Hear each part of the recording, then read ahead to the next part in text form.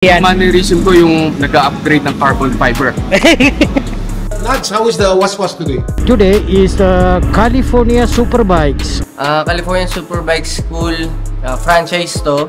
More than 40 years na ang California Superbikes School. Nag-originate siya sa Amerika. Ilan bases ka na mga California Superbike? Every year ka na yata, no? 5th year ko na yata. 50 years? Oh, panis tayo. Yes. Ilang bases kayo dito sa California Superbikes, Kuya Kim? It's my 4th time in California Superbike School. I've been here 6 times. 6 times? It's my 6th time. Mas senior pa gala dito. First time ka dito? Hindi naman, 4th year. 4th year na. Ilang bases kayo last year? This is my last year tsaka this year. Kamusta na yung experience nyo? So laki ng tinaas ng riding intelligence. I'm being a student today. Okay. So I just want to refine my skills. But why do you like to join this California Superbikes? Yeah, you know, it's always good to hone your skills. We're never too good. Why do you like to join this California Superbikes? Well, of course, as a coach, it's very important. Dapat tuloy-tuloy ang learning mo, right? You have to be updated. Kumbaga sa kutsilyo, you sharpen it all the time. So this is the way you do it. I joined California Superbike School way back 1992. 1992. Yeah, and Kid Code was my instructor. Kamusta na yung experience, brother? Well, of course, international level ang teaching. Ilan bases ka na dito sa California Superbikes? Sobrang dami na kung kasama pati yung mga abroad na California Superbikes. Baka more than 50. 50? Oo. Brother, Yes. ilan bases ka na dito sa California Superbikes? Since 2015. 2015? Yeah.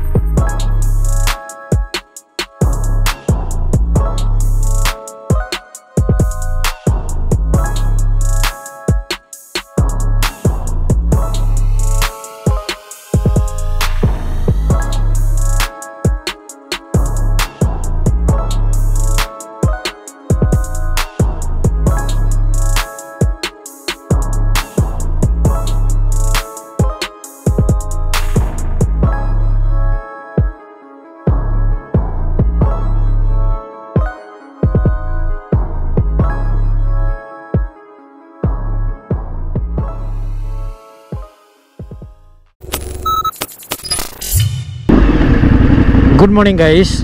I am here in CIS, as you can see. Yeah, in CIS, but no bikes are around right now.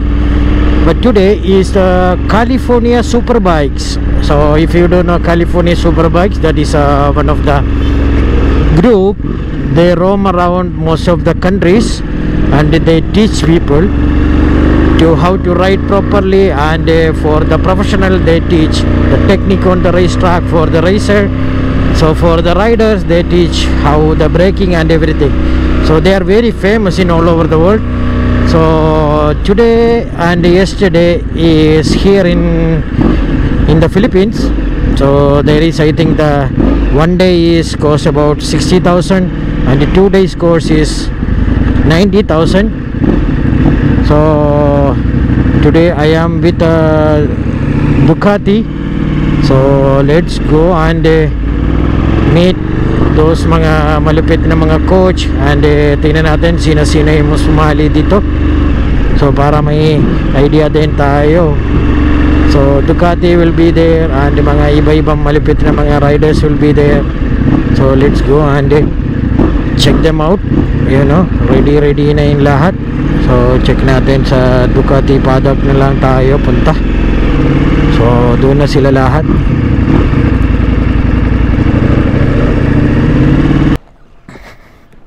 Yan na, idol natin si Angkol. Angkol TV is here. And syempre, our champ is here. Brother, kamusta ka na? Kanina pa ka dito?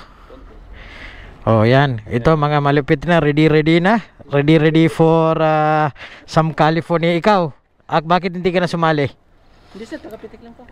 Pitik lang? So next time pag racetrack tayo, brother, dali natin sa racetrack. Puro sa tago-tago lang eh. Oh. Angas mo ko sir. Oh, sige. So ito yung mga Ducati paddock natin. Yan, mga lahat. Sir, tatakbo po kayo. Tingnan natin dito, oh. Brother, kamusta ka na? Morning. Morning, brother. Marami na mga student natin this year. Same as last year din sa previous years. So, nasa classroom na sila ngayon. Bro, explain mo na lang yung yung California Superbikes. Ikaw na lang organize ito eh. Dapat ikaw na may explain. California Superbike School, franchise to. More than 40 years na ang California Superbike School. Nag-originate siya sa Amerika. So from kid code to ngayon Dylan code sa anak niya. They are continuously updating the modules kasi syempre yung mga motor dati wala mga traction control, wala mga ABS. So ngayon na-adjust din yung kung paano mo sakyan yung motor. So yun, dinadala natin yung mga coach natin from iba't ibang branches ng California Superbike School. May galing Amerika, Australia, Europe. So nandito sila ngayon para magturo ng mga Filipino riders na nag-enroll. So hindi lang puro racer na mga sumali dito, pati rider. So they will teach para sa kalsada, for the race, iba-ibang module nila. So paano yan?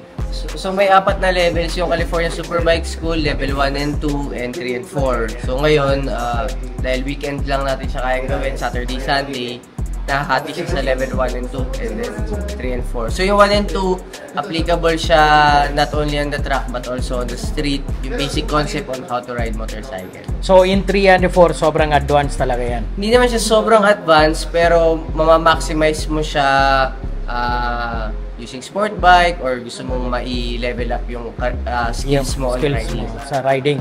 So, na-mention ko sa kanila, every year, meron tayo ng itong event na yan. So, baka next year, because marami sila hindi alam na nga lang yung California Superbikes. So, good thing na dito ka na-explain mo. So, tanong natin mga idols natin dito ng mga experience nila. Oh, brother! Hey, Nudge! Kamusta, brother? Kamusta, brother? Good. Nakatrack ka today? Tingnan ko, bro, ilan bases ka na mga California Superbike? Every year ka na yata, no? 5th year ko na yata. 5th year? Oh, panis tayo. 2018, 2019, tapos 2020 wala eh. 2021 wala din. So, November 22, 2022, 23 ng May, tapos ngayon. Yan, 5th time na. So, yung may question is, yung 5th time, iba-iba yung yung experience mo dito. Iba-iba. Actually, mas na-enjoy ko ngayon, kuya. Kasi last year, mas totoo yung sinabi nila, dapat mas malakas ka sa bike. Yung experience mo sa bike, kaysa yung bike mas malakas sa'yo. Meaning, halimbawa, every time na motor ng upgrade, tayo rin upgrade din. Ganun. Dapat mas mataas yung skills mo bilang rider kaysa sa motor. Kung mas malakas ka kaysa sa motor, sabi nila. So, yung first time na yung join mo, 5 years ago, comparing to yung 5 years ago, ngayon, sobrang iba na yung, yung riding style mo. Tapos yung teaching nila iba rin. Nag-iba, kuya, kasi last year, di ba naka-CH to? Medyo bago sa akin kasi naked sport siya. So medyo nailang pa akong ilin yung bike, tsaka too much power dun sa bike. So nagkakaroon ng intimidation before the corners. Cornerings. So di ko nabibigyan ng power para makuha ko yung lean angle. Okay. So ngayon, mas mababa yung CC na ginamit ko, which is 400cc na. Mas napaglalaro ako yung bike. Mas easy. Mas easy. Pre, good morning, Kuya King. Good morning. How is the was today? Was today is wala nang was. That is 2023. 2024 bagong chapter na tayo. Yeah. So Kuya Kim, Yes. ilang beses kayo dito sa California Superbikes, Kuya Kim? It's my 4th time in California Superbike School. So I'm taking level 4 yesterday and level 4 again today. Just to improve On our riding skill. Whatever skills was taught by level 1, 2, and 3. Okay. So Kuya, 4 times kayo sa California Superbikes. From the comparing to your first time to this 4th time, iba ba experience mo? Yeah. Ang maganda dito sa California Superbike School, ang approach nila is very scientific. Okay. They start you from the most basic without even using the brakes, just throttle control. Throttle or lane. And then the second lesson will build up on the first lesson. The third lesson will build up on the first 2 lessons, and so on and so forth. Level 2 will build up on what you learned in level 1. So by the time you reach your 3rd or 4th level, you suddenly You combine everything. You get it, and then that's what it is. That's why, and then you remove your fears slowly. Okay. Most people are. I was very afraid of the track before I started doing CSS, and then because you understand the science behind it, and then the fear goes away, and the skill comes in. Yeah, and it's very scientific, very scientific. Very scientific. Yeah. Kaya sabi ni Jack, you know, when we upgrade motorcycle, we upgrade also ourselves. Of course. Diba? The best investment for us, sa mga rider, is to invest in lesson. Idol natin dito si Eric. Brother, Hi, ilang beses ka na dito sa... Okay.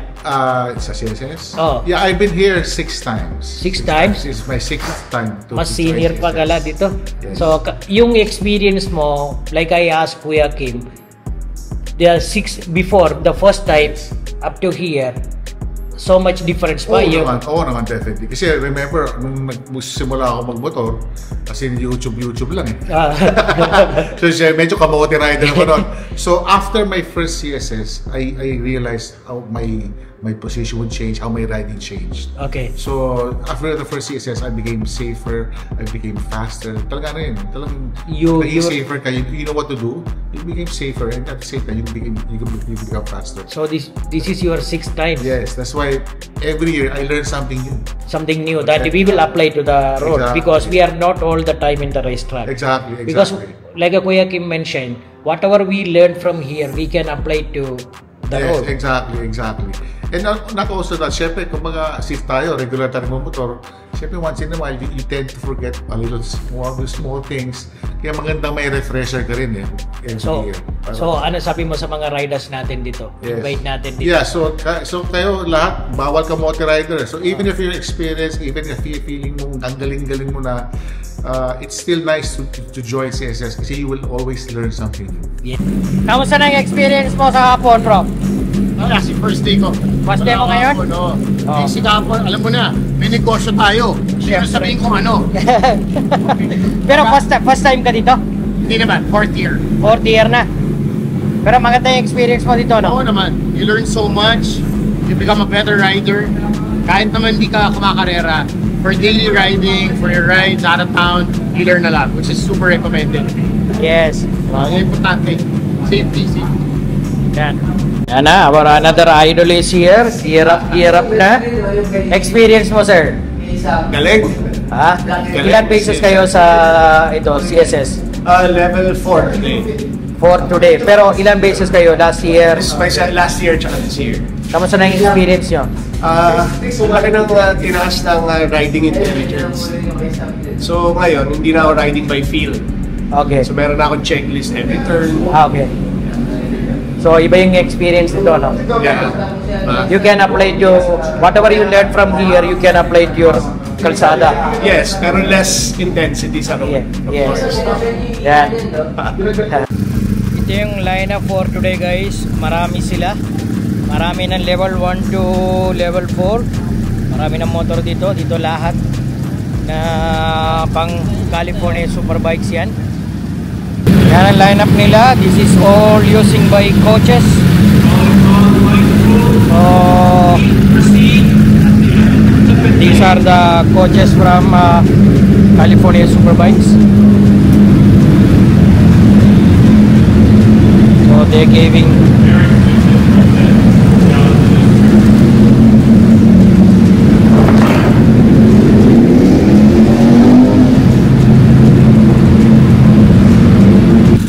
here is one coaches here. Mga iba-ibang coaches din. Yan. Here is all the mga malupit natin dito. You know. So this is what they do. They line up all the riders here, and these coaches, they do 101 training.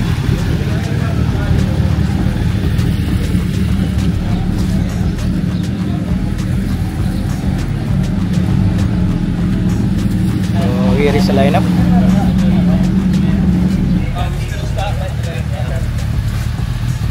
Okay, guys.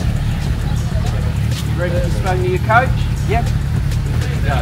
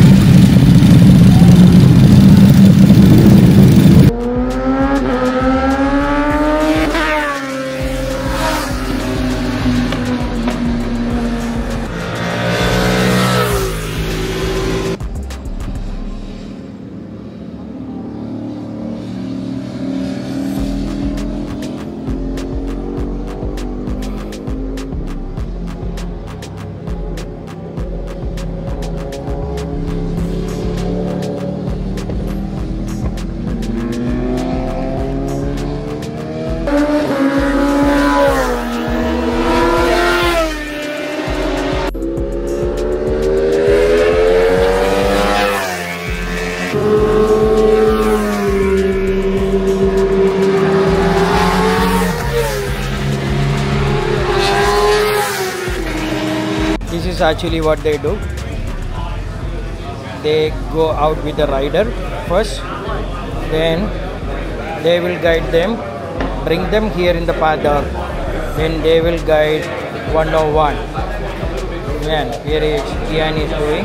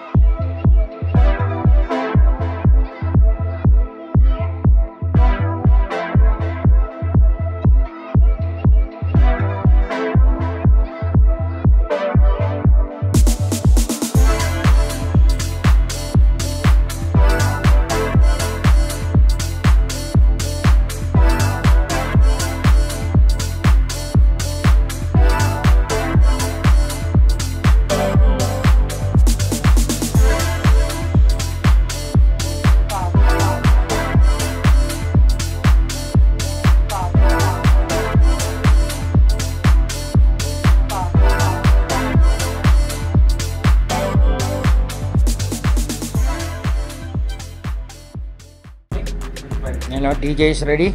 Good morning, bro. Yeah, now. Sir Toti, good morning. Ano, bro? Ready ka na? Oo. So here is Roy. You're videoing me, I'm wearing brief naman. Anong plano mo ngayon?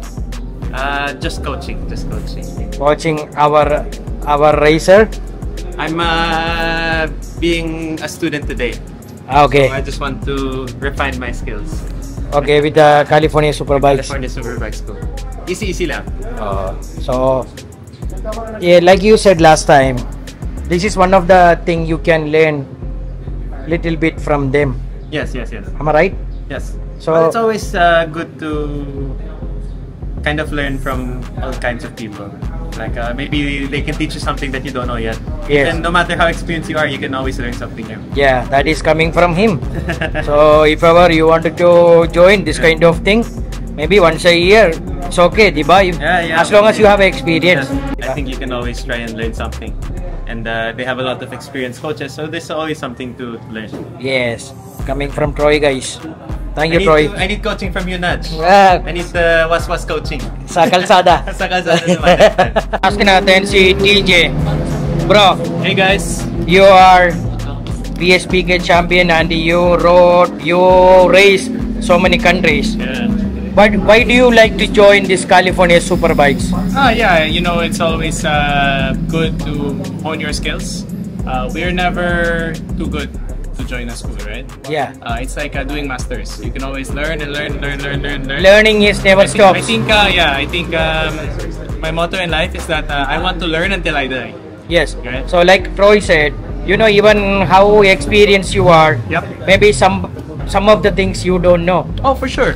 I think the biggest mistake is when a rider thinks that they're too good to go to school, right? Yeah. Like we have Ducati riding experience, right? Even I ask people who are quite new to join the area because even if it's intro and precision course, there's still a lot that you can learn. Even you, Nudge, you learned a lot, right? Yeah. Tanong natin si Sir Toti. Yes, sir. Sir, you are the oldest PSPK champion and you tried most of the racetrack, all the places. Yeah. Why do you like to join this California Superbikes? Well, first of all, a bit of history. I joined California Superbike School way back 1992. 1992? Yeah, and Kit Code was my instructor. And it wasn't a superbike school then. Mga OG. It was old guys. I was a 250 GP rider. I had a two-stroke GP bike before, and then we got invited to a GP school by Kid Code because Kid Code was racing the AMA 250 GP way back in the 90s, 92 I think. So, what do you see the difference? Why do you like to join this California Superbikes? Well, now at my age, I'm just doing this for PR. But of course, you can never stop learning. Stop learning. You always learning. Always learn something. Bro, marami ka ng student. I think you had maybe hundreds of the students and you are a coach. Why do you like to join this California Superbikes? Well, of course, as a coach, it's very important.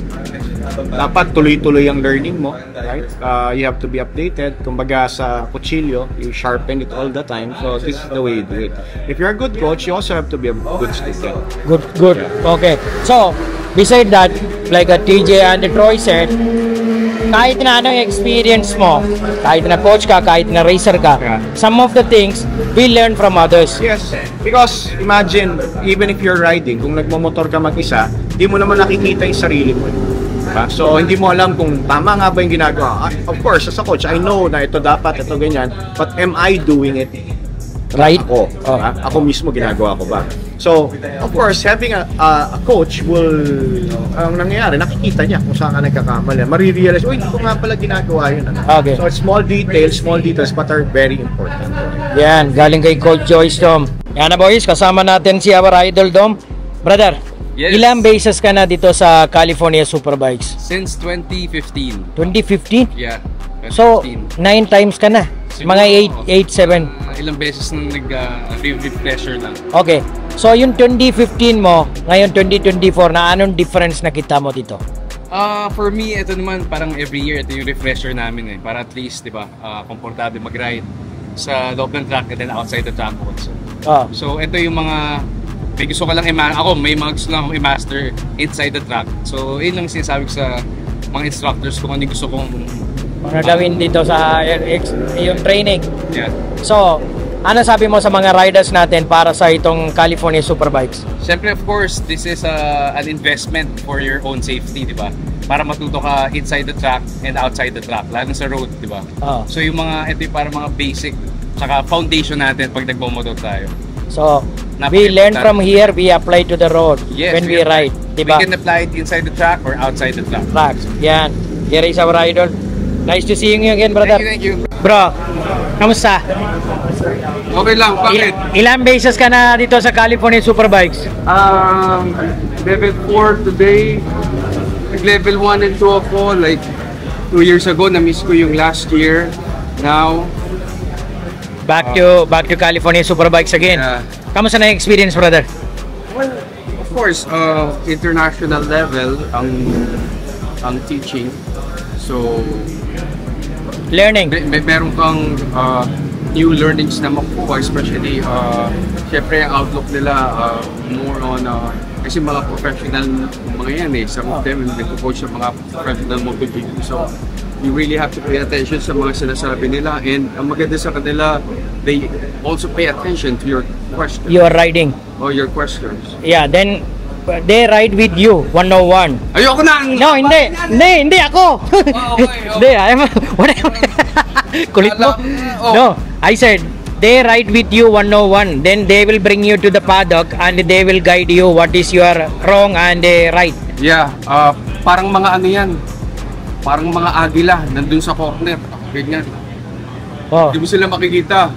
Bigla na lang may parang dadagit sa tapos sasabi follow. Okay. Yun. So, meron silang nakitang mistake sa'yo, or pag meron kayong, kunyari ganyan, meron kayong dapat i-improve sa technique mo, yun, susundan ka niya, tapos babalik kayo dito for briefing. Meron ka pang tanong, or hindi mo naintindihan, gano'n. Maganda. Solid. Well, ano siya, worth it. Yung information, worth it. Kasi, yung minute detail can improve your riding by a mile yung minute detail eh. So, sa level kasi, nung level ka ba? 6 yan. 6. Ayoko na! So sa medyo experienced rider ka, not saying yung magaling, but I'm saying experience, years ka na nagra-ride. Yung mga minute detail, yun ang kailangan mo. At saka minsan, kadalasan actually, yung mga mannerisms mo. Ako may mannerism ako na binago nila. Okay. So malaking bagay yan. Yung mannerism ko yung nag-upgrade ng carbon fiber. Siyempre, kasama natin ang Idol Emil. Yes sir, how are you? How are Okay you? lang. Ilan bases ka na dito sa California Superbikes? Sobrang dami na, kung kasama pati yung mga abroad na California Superbikes, baka more than 50. 50? Oo, kasi dami. Ikaw na senior citizen dito, California. Senior citizen dito. Sa California Superbikes? Pero ano pa rin, laging back to basics kasi yung bad habits nagpo-form pag hindi masyado nag-run. Yun ang sabi ni Kuya Kim, mga lahat ng mga experienced Superbikes, California Superbikes. Anong message para sa mga riders natin? Message ko talaga, talagang start in the track talaga. Alam mo, medyo mahal siya, baka pero syempre mas mahal pa rin yung ma-hospital ka, di ba? Mas mahal pa rin yung mapunggo ka, mas mahal pa rin yung hindi ka nakapasok dahil na-aksidente ka, natanggal ka sa trabaho, versus yung konting lang sa mga small trucks. Madami naman small trucks dyan na ayusin yung mga liko, tapos pag nakita nyo na kung asan yung level nyo, bawasan nyo ng 40%, yun yung pangkali. Dito sa California Superbikes, you learn so many things because they will correct you, diba? Yes. So in every year when they're going to spend that money upgrading their motorcycle, upgrade yourself to join this California Superbikes. Yes. Diba? 50 times ka na, but you still joining. Because every time you join, you learn something new. Learn something new, and I learned that I have a lot of room for improvement pa. Kulang pa. Learning is never stops. Correct. Like si TJ nandito, sila Rainiel nandito. I mean, meron pa rin sila natututunan kahit di naman sila kaya habulin ng coach. May nakikita yung coach na hindi. That's what coaching is about, di ba? Kaya yung trainer mo, pag magaling na trainer yung coach mo, syempre it's a reminder na ito yung kailangan mo. Showing you yung mga things na hindi mo nakikita. Para si Manny Pacquiao, may trainer. Di ba? May second ka sa boxing. Parang ganun. So, it's not only for, you are a racer. You can apply it to the road. Yes. Whatever you learn from here, you can apply to the road and you will be safer. Correct, yes. Ang nakakatakot kasi mindset yung kala mo magaling ka na. Doon ka na aksidente. Diba? Kaya yung mga novice na nag-iingat yung mga bago, yun yung bira ma-aksidente. Pero once na napipil mo na parang, dali lang pala nito, yun yung wala na. Panis ka. Doon yung masasakul ka bigla na ma-aksidente ka, masasaktan ka. Ayaw natin madala. Yes. Nice to see you again. Nice to see you again. Nice to see you. Thank you. Yan na, tapos na yung today's California Superbikes training.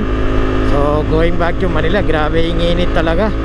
So, sobrang init talaga ngayon na panahon. Parang Dubai na ako. Sobrang init.